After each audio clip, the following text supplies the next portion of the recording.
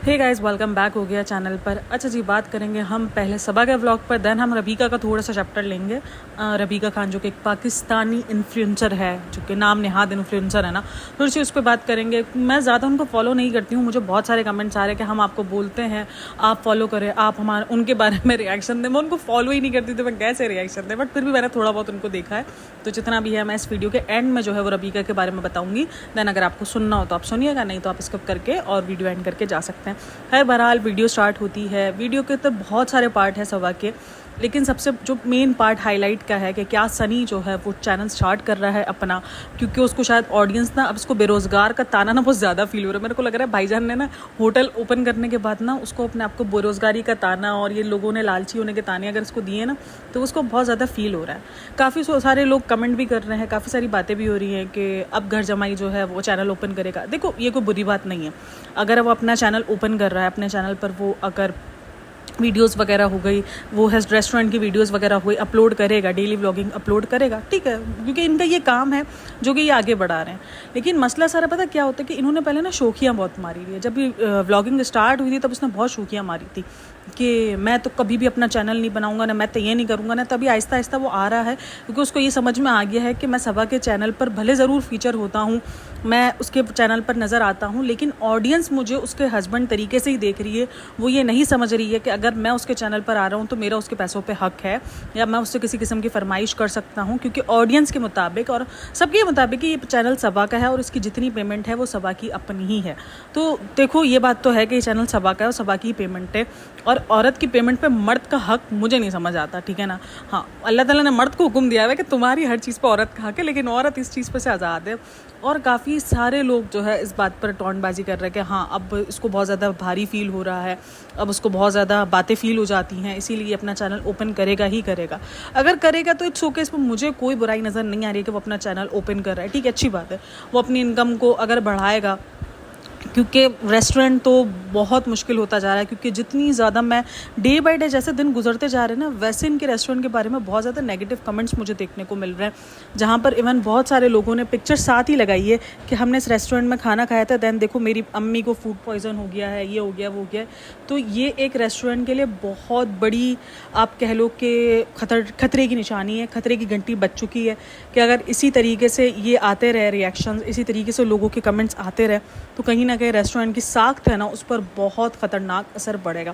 क्योंकि मैं नहीं चाहती कि किसी का भी काम, भाई देखो मसला सारा ये है ना कि हम नहीं चाहते, कोई भी ऑडियंस हो या जो भी हो, वो ये नहीं चाहते कि उसका कोई रेस्टोरेंट ओपन हो या वो अपने व्लॉग्स बंद कर दे। जस्ट जिन बातों पर उसको रिएक्शन दिया जाता है वो उसकी अपनी ही कहीं भी बातें होती है ना, सीन है उसके अपने ही व्लॉग के अंदर जो वो अजीब अजीब किस्म की एक अनमेच्योर किस्म का जो बिहेवियर है, जो अब ऑडियंस नहीं चाहती उससे देखना।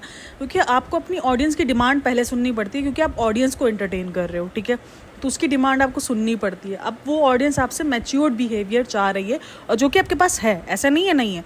मैं रिसेंट इसके पुराने व्लॉग्स देख रही थी जहाँ पर वो बहुत मैच्योरली बिहेव करती थी, इतना ज़्यादा बचपना नहीं दिखाती थी। पता नहीं, मेरे को समझ में नहीं थी शादियों के बाद बचपना इधर से इतना क्यों आता है। आपके मनपसंद आदमी के सामने बचपना ज़रूर है, लेकिन वो आपके मनपसंद आदमी के सामने हो, दुनिया नहीं झेलेगी वो मनपसंद जो बचपना। दुनिया आपको मैच्योर्ड वक्त के साथ साथ देखना चाहेगी कि भाई अब मैच्योरली की, अब उससे तवक्को रखी जा सकती है कि अब वो मैच्योर बिहेव करे। लेकिन सबा के व्लॉग्स में वो नज़र नहीं आता है। लेकिन हाँ, कुछ चीज़ें हैं जो मुझे सबा के व्लॉग में नज़र आती है। काफ़ी सारे लोगों ने जो है वो टोंटबाजी की हुई, जो उसने अपनी अम्मी को डायमंड सेट दिलाया। तो यहाँ पर एक चीज़ मुझे थोड़ी सी हाईलाइट हुई कि इसकी अम्मी के जो रिएक्शंस है, जो भी ये चीज़ें लेती है, वो बहुत ज़्यादा, देखो एक किस्म की ना ये सब लालच में शुमार हो जाता है। जब आप ऑडियंस आपको मुसलसल देख रही है, यानी आपकी बहू बेटी कोई भी अगर चीज़ लेती है तो आपको वो चीज़ साथ में चाहिए। ऐसा नहीं होता है, जब आपकी बारी होती है तब आपको भी अकेले दिलाया जाता है, वो साथ में शॉपिंग नहीं करते। लेकिन ये सब ना फिर लालच में आ जाता है कि अब आपकी बहू बेटी कुछ भी ले रही है, आपको फ़ौरन चाहिए। इवन हमने वो चीज़ भी नोट करी थी जब दीपिका प्रेग्नेंट थी और उसने वो लिया था, पाजेब ली थी, और वो पाजेब इसकी नोट की गई थी, जिस पर इसकी माँ ने उसके पाँव की सूजन देखी थी और सास ने इसके पैरों में पाजेब देखी थी, और उसके बाद उसको पायल जो है वो दिलाई भी गई थी। तो ये मुझे थोड़ा सा लालच में आता है। लेकिन एक अगर सबा के पॉइंट ऑफ व्यू देखा जाए कि सबा अपनी माँ पे खर्च कर रही है, वो मुझे अच्छा लगा कि हाँ ठीक है, वो अपनी माँ की ख्वाहिशात को समझती है, उसका एहसास करती है। काफ़ी लोग बोलते हैं वो व्लॉग्स के लिए करती है वो, लेकिन माँ बाप के लिए उसका करना ना वो जेन्युइन नज़र आता है। ठीक है वो बाकी लोगों के लिए आप कह लो कि उनको यूज़ कर रही है, उनको शॉपिंग वगैरह करवाने के लिए लेके जाती है तो कंटेंट निकालती है, लेकिन उसके माँ बाप के लिए उसका करना ना जेन्युइन, खास करके उसकी माँ के लिए। बाप के लिए तो अभी मुझे थोड़ा बहुत उसकी लग जाता है कि वो इतना ज़्यादा नहीं करती है, मतलब इतना ज़्यादा खुल के नहीं कर पाती है, या तो उनको पैसे दे देती है, उनको उसी तरीके से मतलब बार बार नीचा वो दिखते हैं, मुझे वो कहीं ना कहीं लगता है जब वो पैसे उनको हाथ में देती है। अभी अगर आज भी देखो ना तो वो एक लिफाफा नज़र आ गया था, वो लिफाफा उसने ज़बान से तो नहीं कहा कि मैं पैसे दे रही हूँ, बट वो लिफाफा नज़र आया कि ना उसमें पैसे थे। तो खैर ये चीज़ इसने पॉजिटिव ली कि उसने अपने बाप को खुले पैसे नहीं दिए, क्योंकि उस बात पर जब बर्थडे पर उसने खुले पैसे दिए थे ना तो बहुत सारे लोगों ने कंप्लेन की थी, बहुत सारे कमेंट्स भी थे कि आप अपने बाप को इस तरीके से शर्मिंदगी कर रही हो, इतने सारे लोगों के सामने आपको तकरीबन 1 लाख 1.5 लाख ऑडियंस देखती है, तकरीबन 1 मिलियन जो है 10 लाख ऑडियंस होती है ना, तो उतनी ऑडियंस आपको देखती है, आप उस दरमियान जो है अपने बाप को आप वो करवा रही हो, क्या करवा रही हो, डिग्रेड फील करवा रही हो, गलत फील करवा रही हो। तो ये बहुत सारे कमेंट्स थे। हाँ, लेकिन उसकी माँ के लिए हमेशा मुझे उसका करना ना जेन्युइन नज़र आता है। अब वो काफ़ी लोग बोल रहे हैं कि इसने कवर अप किया है, सोफ़ा जो उसने पुराना दिया इसलिए कवर अप किया है, अम्मी को सोफ़ा, मुझे लगता है कि वो सोफ़े से ज़्यादा महंगा तो वो सेट होगा ना, फिर वो सेट ही महंगा होगा, सेट सस्ता नहीं था, डायमंड सेट था, तो वो महंगा सोफ़े से महंगा ही होगा, तो वो सोफ़ा भी लेके दे सकती थी। लेकिन हो सकता है इसने कुछ और सोच करके, या कुछ भी आप कह लो कि जो भी उसकी सोच थी, उसको या तो घर में पैसा नहीं लगाना, उसको लगता है कि घर में इसको पैसा नहीं लगाना, घर जिम्मेदारी भाई की है, तो इसलिए वो घर पे पैसा नहीं लगाती है। लेकिन हाँ, वो अपनी माँ की ऐसी ख्वाहिशात पूरी करती है, कभी उनको सूट लेके दे देती है, कभी कुछ जो उनको चाहिए होता है वो उनको प्रोवाइड करती है, और ये मुझे बहुत अच्छी चीज़ लगती है। मैं उसको हमेशा अप्रिशिएट इस बात पे करती हूँ कि नहीं यार। लेकिन हाँ, आंटी का जो है ना, वो जो डे बाय डे होता जा रहा है ना, वो लालच में दिख रहा है, और वो ऑडियंस को भी दिख रहा है, और मुझे भी थोड़ा सा वो लालची भी नज़र आ रहा है। मैं मानती हूँ जब हमारी माओं को बहुत पहले नहीं मिली होती है ना चीज़ें, जब वो जवानी में होती हैं, तो उनके अंदर वो एक चीज़ आ जाती है, बुढ़ापे पे किस एज पर एक चीज़ आ जाती है कि हाँ, उनको थोड़ा सा लालच हो जाता है, वो थोड़ा सा ना चीज़ों के मामले में हो जाती हैं, लेकिन थोड़ा सा होती हैं, ये बहुत ज़्यादा दिख रहा है। तो जो कि अब थोड़ा सा ऑकवर्ड फील हो रहा है, क्योंकि टीवी स्क्रीन पर, आप मोबाइल की स्क्रीन पर वो चीज़ें नज़र आ रही हैं। हम 24 घंटे तो नहीं, लेकिन जितना हमें मोबाइल में दिखाया जाता है व्लॉग्स के थ्रू, उसमें वो थोड़ा सा लालचीपन, थोड़ा सा हाईलाइट ज़्यादा हो रहा है।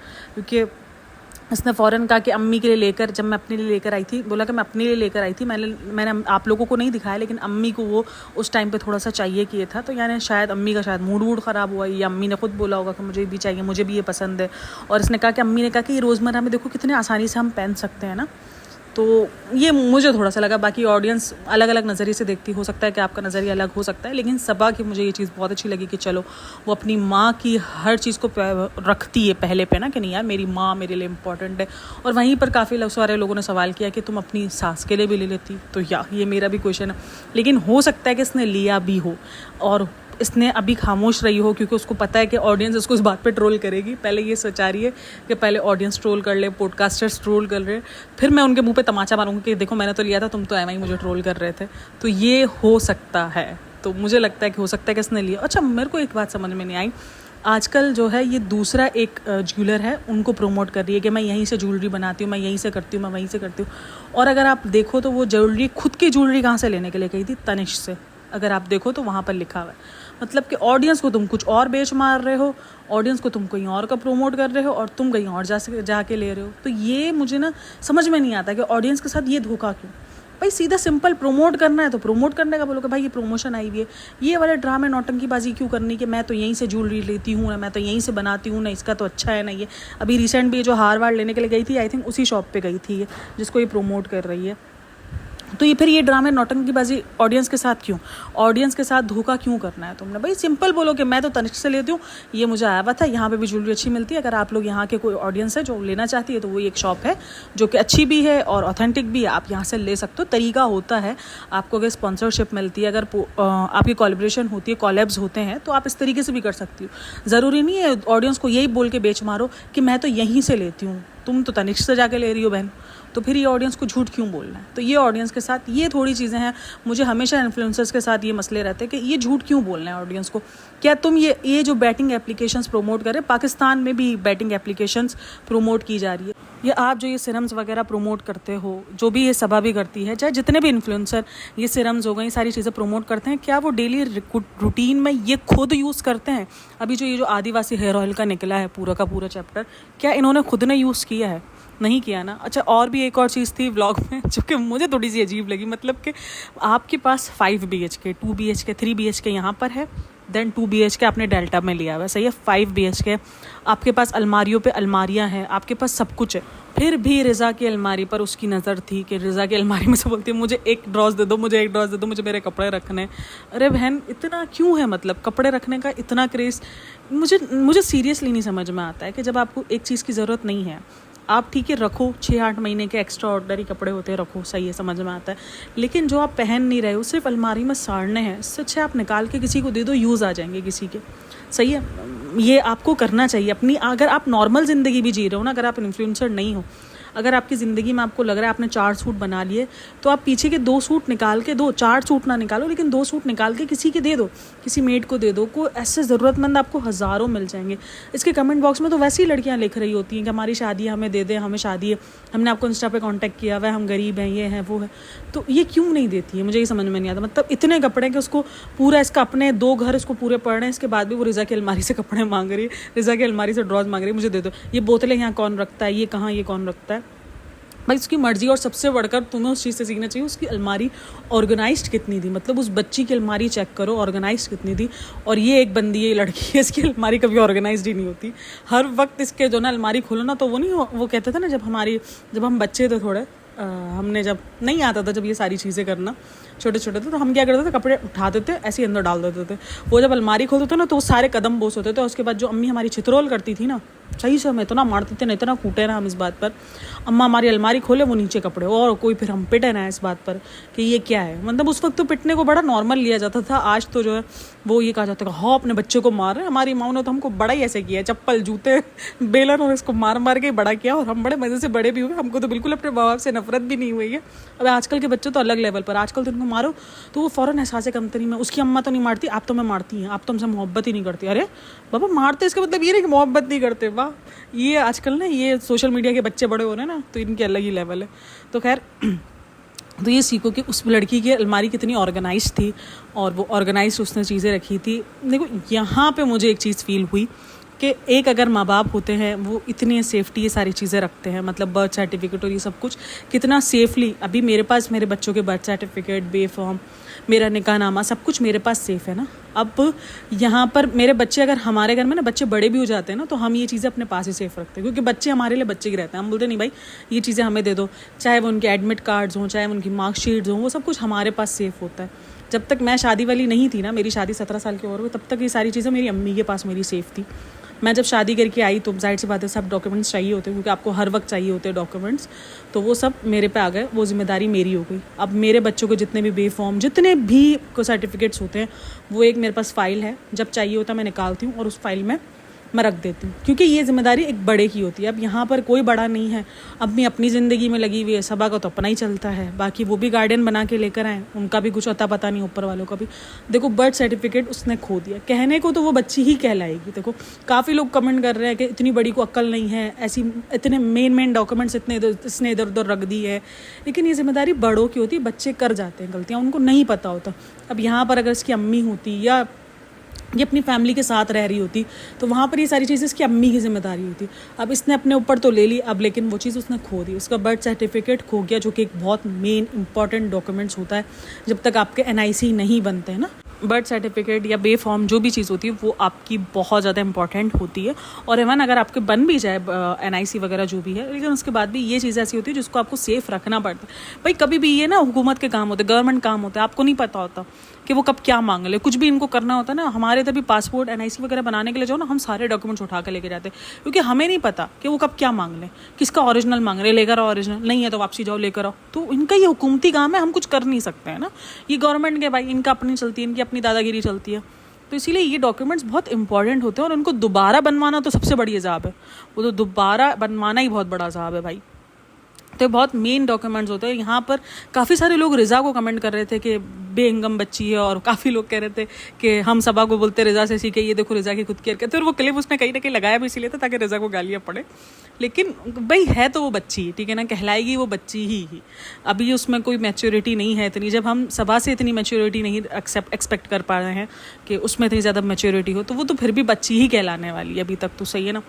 तो वो कहीं ना कहीं देखो यहाँ पर ये माँ बाप के काम होते हैं, वो ये सारी चीज़ें सेव करके रखते हैं, लेकिन वो उसके माँ बाप है नहीं, तो ये सारी चीज़ें कि उसकी इधर उधर हो गई और बाकी किसी ने कोई ध्यान नहीं दिया, ना अम्मी को पता था ना सबा को पता था, सब कुछ इसी के पास था। अब इसने इधर उधर कहीं रख दिया है किसी ना किसी, अब वो मिला नहीं है, हो सकता है मिल जाएगा आगे जाके, लेकिन फ़िलहाल वो चीज़ उसको नहीं मिली। और आईफोन 16 का इसके साथ मजाक हुआ, जो कि देखो मुझे ये लग रहा था कि ये जितनी भी नौटंकी कर रही थी कि मुझे 16 नहीं चाहिए, मुझे भी ज़रूरत नहीं है, लेकिन जब वो आया तो उसकी आंखें देखो कैसी खुशबाश खुली है ना, तो चाहिए उसको है। लेकिन ये मुझे नौटंकी नहीं समझ में आती है। ये जब चाहिए तो भाई चाहिए, बोल दो सिंपल, आपका अपनी पैसों से ले सकते हो और आप तो खुद बाय कर सकते हो, कोई नहीं। अगर आपने 14-15 लिया हुआ है और अब आपको अपग्रेड करना है, क्योंकि कैमरा क्वालिटी आपको सब कुछ अपग्रेड करना होता है, आई थिंक इसके पास 15 है, लेकिन जैसे ही 16 आता है ना तो 15 की कैमरा क्वालिटी खुद गिरती है, ये मैंने खुद देखा। क्योंकि जैसे ही 16 लॉन्च हुआ ना, उसकी अपडेट आई 16 की, iOS 18 पे जैसे ही गया ना, उसकी कैमरा क्वालिटी में फ़र्क आ गया। हालांकि आईफोन की कैमरा क्वालिटी बहुत अच्छी है, लेकिन वो देता है फ़र्क, क्योंकि वरना लोग क्यों परचेज़ करेंगे। उसकी बैटरी धड़ाधड़ गिरी है, मतलब मेरा 100 पे था, दैन मेरी 93 पे आ चुकी है। तो ये सीन होते हैं। आईफोन जाहिर सी बात है थोड़ा बहुत देगा ही तो ही लोग नया फ़ोन परचेज़ करेंगे ना। और व्लॉगर के लिए तो ये इनकी समझ लो, इनकी ये काम करने का क्या बोलते हैं, जमा पूंजी, जो भी आप जो बोलते हो, इनका ये मेन काम करने का ज़रिया है। फ़ोन जो है वो काम करने का ज़रिया है। तो जैसे ही कोई नया फ़ोन अपग्रेड होगा, अगर वो लेते हैं, रेस में लगना मुझे लगता है बेवकूफ़ी है, लेकिन अगर आप अपग्रेड करते हो, जैसे ही मार्केट में अवेलेबल होना शुरू होता है, तो वो फर्स्ट डे फर्स्ट फ़ोन वाला नशा मुझे नहीं समझ में आता। लेकिन हाँ, आपको अपग्रेड करनी होती है चीज़ें, जैसे ही कोई नई चीज़ आती है मार्केट में, तो आप अपग्रेड ज़रूर करो, ताकि आपकी फ़ोन की क्वालिटी अच्छी हो, आपकी व्लॉग्स की क्वालिटी अच्छी हो, आपकी वीडियो की क्वालिटी अच्छी हो। तो ये आपके काम करने का ज़रिया है। और अगर लेना है तो यार सिंपल आप ले लो, इतनी नौटंकी बाजी क्यों करनी है। मतलब अपने, वो तुम्हारा हस्बैंड अगर तुम्हें दिला के भी देगा तो वो तुम्हारे ही पैसों से दिला के देगा। अभी उसको कोई इतना ज़्यादा, उसके पास तो पैसा नहीं है ना, हम सबको पता है वो नॉर्मली घर का लड़का है ना, उसके पास इतना को खानदानी जद्दी बुश्ती पैसा है, और ना ही जो है अभी होटल से वो इतना ज़्यादा अच्छा अर्न कर रहा है कि वो तुम्हें 2-2.5 लाख का पता नहीं कितने गए आईफोन इंडिया में। क्योंकि पाकिस्तान में तो भाई 6 लाख पे कहानी जाती है 16 की। 16 प्रो मैक्स अगर आप PT अप्रूव लेते हो तो 5 लाख और कुछ, आई थिंक 58 का अभी तक मार्केट रेट आया है। अभी तक पाकिस्तान में आया नहीं है, क्योंकि आईफोन 16 लॉन्च नहीं हुआ है। तो ये सीन है। तो पाकिस्तान में तो बहुत महंगा, और आई थिंक इंडिया में कुछ 2 लाख का तो आई थिंक होगा समथिंग। तो इतने का फ़ोन आप खुद ही परचेज़ करोगी, आपके ही अकाउंट से परचेज़ किया जाएगा वो फ़ोन भी, भाई खुद ले सकती हो। मतलब ये वाला मुझे समझ में नहीं आता कि जब आप खुद एक चीज़ ले सकते हो तो हस्बैंड से उम्मीदें क्यों लगा के बैठनी है कि भाई वो हमें ये गिफ्ट करे, हमें सरप्राइज़ दे। ये वाली एक्टिंग मुझे समझ में नहीं आती। अगर वो सरप्राइज़ देगा भी तो तुम्हारे पैसों से ही सरप्राइज़ देने वाला है। तो इससे अच्छा नहीं, बहन तुम खुद जाओ, खुद जाके अपनी मर्जी का फ़ोन लो, अपनी मर्जी की सारी चीज़ें देखो कि तुम्हें 1 TB चाहिए, कि तुम्हें 512 GB चाहिए, तुम्हें जो भी चाहिए वो तुम जाके लो और तुम लेकर और कर लो। अच्छा, व्लॉग में और भी बहुत कुछ है, लेकिन अभी मैं पॉइंट सारे भूल गई, मुझे तो नहीं याद था। मैं दोबारा व्लॉग देखूंगी तो मैं दोबारा जो पॉइंट्स जो बच गए होंगे ना, वो मैं नेक्स्ट अगर पॉडकास्ट होती है तो कवर करेंगे, वरना मैं फिर छोड़ देती हूँ। उन छोटे छोटे पॉइंट्स पर मैं ज़्यादा बात नहीं करती हूँ। तो बहरहाल, क्योंकि कल ना मैंने एक कमेंट देखा, मैंने ना एक वीडियो के अंदर कहा था कि मेरे 2-3 वीडियो का ना मेरा मसाला आ गया है ना, तो मुझे ऐसी जलालत मिली। हालांकि मैंने ऐवी मजाक में कहा, आप देख लो मैं बहुत कम ही एक वीडियो पे 3-4 पॉडकास्ट देती हूँ, वरना मैं छोड़ देती हूँ पॉइंट्स को। मैं कहती हूँ कोई नहीं यार, चली गई ना एक पॉडकास्ट, चला गया एक, जो भी था, जो भी मेरे क्रिटिक रिव्यूज़ थे वो चले गए हैं। अच्छा जी, अब हम थोड़ी बात करते हैं रबीका खान के ऊपर। रबीका खान एक पाकिस्तानी फेमस इन्फ्लुएंसर है, और काफ़ी छोटी एज से उसने अपनी इन्फ्लुएंसर वाली जो जर्नी थी वो स्टार्ट की थी। पाकिस्तान में गेम शो आता था, वहाँ पर सबसे पहले ये जो भी मास सफदर वगैरह ना, ये सब उस गेम शो में प्रेजेंट हुए थे। दैन उसके बाद उनकी बनी थी, पहचान बनी थी, सही है ना। तो ये रबीका खान वहाँ पर आती है एक गेम शो में, जहाँ पर वो उसकी अम्मी नकाब में और वो हिजाब में आती है, सही है। हिजाब में आने के बाद वो उस गेम शो में सिलेक्ट वगैरह भी हो जाती हैं। फिर गेम शो वगैरह लोग जीतते करते हैं, पता नहीं कि कुछ पूरा सीन चलता है, जीतते हारते हैं जो भी है। वहाँ पर एक लड़का मिलता है, उसके साथ उसकी सेटिंग हो जाती है। भाई सेटिंग ही बोलेंगे ना, शुरू में तो सेटिंग ही थी, कोई रिलेशन का कोई नाम तो था नहीं। सेटिंग हो जाती है और वो वहीं से फेमस हो जाते हैं। दैन वीडियोज़ वगैरह इनकी स्टार्ट हो जाती है, यूट्यूब पर ही वीडियोज़ वगैरह बनाना स्टार्ट करते हैं। वीडियोज़ वगैरह बनाना स्टार्ट करते हैं, वहीं पर जैसे ही वीडियोज़ वगैरह स्टार्ट होती है, थोड़ा फेम इनको मिलता है, इनका हिजाब भी उतर जाता है, इनके नकाब भी उतर जाते हैं, सब उतर जाते हैं। वहाँ पर उसकी अम्मी का एक बयान जो है बहुत ज़्यादा वायरल हो रहा होता है, जहाँ पर वो कहती है अपनी अम्मी को कि मैंने 24 घंटे हिजाब को चैलेंज लिया। मतलब एक इनके लिए 24 घंटे हिजाब करना और अबाया पहनना इनके लिए एक चैलेंज बन चुका है। ये हमारे एक इस्लामिक माशरे का हाल है। जिस मुल्क को हमने इस्लाम के नाम पे हासिल किया है कि हमें इस मुल्क में इस्लामिक रूल चाहिए, इस्लामिक कानून चाहिए, इसलिए हमने ये आज़ाद मुल्क हासिल किया था। वरना तो हम इंडिया के साथ ही सही थे भाई, मैं तो बोलती हूँ कम से कम आज करेंसी सही तो होती अपनी ना बाबा ना, ये पता चला इधर आ गई। अच्छा मुझे ना काफ़ी लोग बोलते तुमने इंडिया की बहुत ज़्यादा वो करती हो, तारीफ़ करती हो, तुम्हें तो इंडिया पे। अरे बाबा तारीफ़ नहीं कर रही हूँ मैं, मतलब कहते कि हाँ, बोलती तुम्हारी इंडियन ऑडियंस है ना इसलिए तुम उनको चाटती हो। नहीं चाटती भाई, नाम तो हमने, मुल्क का नाम तो हमने अपने किस मुल्क पे, हमने ये मुल्क हासिल क्यों किया था? इस्लामिक के लिए हासिल किया था ना, ताकि हम इस्लाम पे पाबंद रह सकें, हम अपने इस्लाम को यहाँ पर सुकून से हम आज़ादी से कर सकें। क्योंकि भाई कुछ भी कह लो, एक मुल्क जिधर एक ऑडियंस ज़्यादा होगी ना, वहाँ पर आपको उस चीज़ की आज़ादी मिल जाती है। और बनस्बत, अब मैं यहाँ पर एक नॉर्मल बात करती हूँ, मैं दोनों मुल्कों की बात करूँगी, इंडिया की बात करूँगी। इंडिया में आप देख लो इतनी ज़्यादा आज़ादी चीज़ों पे नहीं है, जैसे आप कह लो खास करके बकरीद के जो ईद है हमारी, जो बकरीद की ईद है, वहाँ पर बहुत ज़्यादा कंट्रोवर्शियल हमेशा रहती है, ठीक है ना, क्योंकि हमारे इधर जो गाय वगैरह को भी ज़िबा किया जाता है और वहाँ पर उनके लिए वो उनकी गाँव माता है, ठीक है, उनका बिल्कुल उनके अपने पॉइंट्स हैं, मैं उस पर ये बिल्कुल भी ये जिक्र नहीं करती भाई। और इस्लामिक पॉइंट्स पर तो मैं कहती हूँ जिक्र करना भी नहीं चाहिए। अभी वो जो मौलवी का हाल हुआ है, मैं तो वही देख के बोल रही हूँ ना, इतना ज़्यादा, क्योंकि लोग कुछ भी कह देते हैं, कुछ भी इल्ज़ाम लगा देते हैं कि गुस्ताख़ी रसूल हुआ है और ये गुस्ताख़ी रसूल है, उस पर कत्ल भी हो जाते हैं लोग भाई। तो ये बहुत ही ख़तरनाक मामला है। खैर बहरहाल उसको हम टॉपिक को नहीं छेड़ते, तो हम आते हैं यहाँ पर। तो वहाँ पर उतनी आज़ादी नहीं है जितनी आज़ादी एक पाकिस्तान में। और यहीं पाकिस्तान पे बात करो तो मैं भी, एक चैनल है, मैं उस चैनल की वीडियोस देखती हूँ, पता नहीं उसका ना चैनल है कि पाकिस्तानी हिंदूज़ एट पाकिस्तानी करके ना, उसका एक किस्म का चैनल है, जहाँ पर उसने बताया कि वो जो अभी जो ये जो गणपति का जो आया था, ये पूरा का पूरा फेस्टिवल इनका, तो वो उन्होंने अपने घर में सेलिब्रेट किया। और आप इंडिया में देख लो, वो बाहर रोडों पर सेलिब्रेट हो रहा है। तो ये एक आज़ादी होती है, इस चीज़ को हमें मानना पड़ेगा कि अपने मुल्क की आज़ादी अलग ही होती है। हम यहाँ पर आज़ाद हैं इन सब चीज़ों के लिए, और हम वहाँ पर आज़ाद होते हुए भी नहीं आज़ाद है, क्योंकि वहाँ पर वो लोग ज़्यादा है, उनकी क्वांटिटी ज़्यादा है। इसीलिए हम सोचते हैं कि यार अभी हम अपने इसमें किधर जाएं, हम किधर पंगे डालें ना। तो वो एक आज़ाद मुल्क की एक अपनी अलग ही स्टोरी होती है। तो इसीलिए मैं ये बात करती हूँ ना, अगर आपको लगता है कि मैं इंडिया की साइड ले रही हूँ, तो भाई मैं साइड किसी की भी नहीं ले रही हूँ, मैं किसी की नहीं, मेरा अपना मुल्क है, मैं उसको बिल्कुल प्राउडली कहती हूँ कि मैं पाकिस्तानी।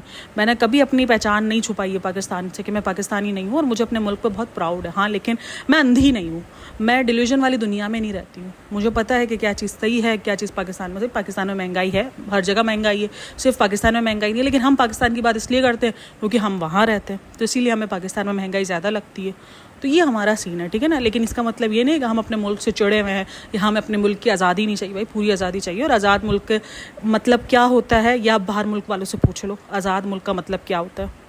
बहरहाल तो ये मेरा बिल्कुल भी सीन नहीं है। मैंने कहा चलो अब आज बात निकली है तो उसको भी क्लियर साथ साथ में कर दिया जाए। लेकिन जिनको जो समझना वो समझेगा ही, जिसको लगता है कि मैं अपनी इंडियन ऑडियंस को इम्प्रेस करने के लिए लगी हुई होती है, वो सीन नहीं है भाई। जिसने जो इम्प्रेस होना होगा वो होगा, जिसने गालियाँ देनी होंगी वो देगा। कितने ऐसे लोग हैं जो इंडियन मुझे गालियाँ दे रहे हैं, तो मैं क्या उनको इम्प्रेस करने के लिए मैं उनको चाटूंगी थोड़ी? ऐसा तो है ही नहीं ना, पॉसिबल ही नहीं है। जो मेरे पॉइंट्स होंगे मैं वो रखूँगी और मैं चली जाऊँगी। हाँ, जो होगा जितना क्लियर करने का होगा करेगा, नहीं तो नहीं करेगा अपन। खैर बहरहाल ये तो चलता रहेगा। तो मैं बात कर रही हूँ कि एक पाकिस्तानी माशरे में जहाँ पर एक हिजाब बहुत बड़ी आप कह लो कि पहचान है, इस्लाम की पहचान है, उसको उन्होंने एक चैलेंज समझा कि यार 24 घंटे एक चैलेंज हमारा हिजाब में रहने का। उसमें उसके माँ के अल्फाज थे कि नकाब वो इंसान करता है और हिजाब वो पहनता है जिसको जिसने कुछ किया होता है और जिसको दुनिया से छुपना होता है। अरे भाई अल्लाह को मान। और वहाँ लोगों ने बहुत ज़्यादा ट्रोल तो उसको किया ही था, लेकिन कुछ लोगों ने साथ भी बढ़े दिए थे कि नहीं आंटी आप सही बोल रही हो। भाई नहीं सही बोल रही है, गलत को गलत बोलना सीखो, इतने ब्लाइंड फॉलोवर्स ना बनो, गलत बोल रही है वो। अभी उसने रिसेंट बहुत ज़्यादा चर्चा में इसलिए आई है क्योंकि एक ना आजकल बहुत ज़्यादा खास करके ये बाहर मुल्कों में हो रहा था, बलून्स के साथ शूट किए जा रहे थे। उसकी प्री बर्थडे पे इसने, प्री बर्थडे का तो इनका एक अलग ही लेवल है भाई। इन इन्फ्लुएंसर की ना बर्थडे को भी अलग चलता है, इनका बर्थडे मन चलता है, प्री बर्थडे चलती है, ये चलता है, फलाना चलता है, इनका ये चलता रहता है। अजीब भाई, पैसा हो तो फिर क्या करेगा बंदा, यही करेगा ना। अभी कशिफ अंसारी की भी शादी चल रही है, ये भी एक पाकिस्तानी इन्फ्लुएंसर है। इन्होंने एक नया इवेंट निकाला है कि हमारी शादी की डेट फिक्स होने का ये इवेंट है, पूरा शादी की तरह उसको सेलिब्रेट किया गया। तो भाई पैसा होगा तो कहाँ जाएगा, ऐसी चीज़ों में जाएगा ना पैसा। फिर फजूल का पैसा है, और सीधा सिंपल है, फजूल पैसा है, ईजी मनी मिल रहा है ना, इसीलिए ये इसमें अपलोड कर रहे हैं, ये इसमें डाल रहे हैं। ईजी मनी पैसा है, मेहनत तो करनी नहीं पड़ी। मेहनत हो, अगर 9 to 5 वाली जॉब की भी हो और मेहनत करके पैसा कमाया हो तो पैसा खर्च करने में भी जान जाएगी। अब जब ईजी मनी पैसा आ रहा हो, ईजी पैसा आ रहा हो, पता हो कि मैं महीने में एक व्लॉग अपलोड करूँगी, मैं इसका खर्चा निकाल लूँगी, तो फिर काहे की मुझे समझ आता है कि बंदा टेंशन लेगा। तो यही होता है कि उसने प्री बर्थडे जहाँ पर इसने ऑरेंज कलर का सूट पहना था, तो ऑरेंज कलर के इसने बलून लगाए थे, वो आसमान में उड़ी थी एक क्रेन के साथ। तो बोलती ये कंफर्ट जोन में कैसे आता है, मतलब इतना ज़्यादा कंफर्ट लेवल कैसे उठता है।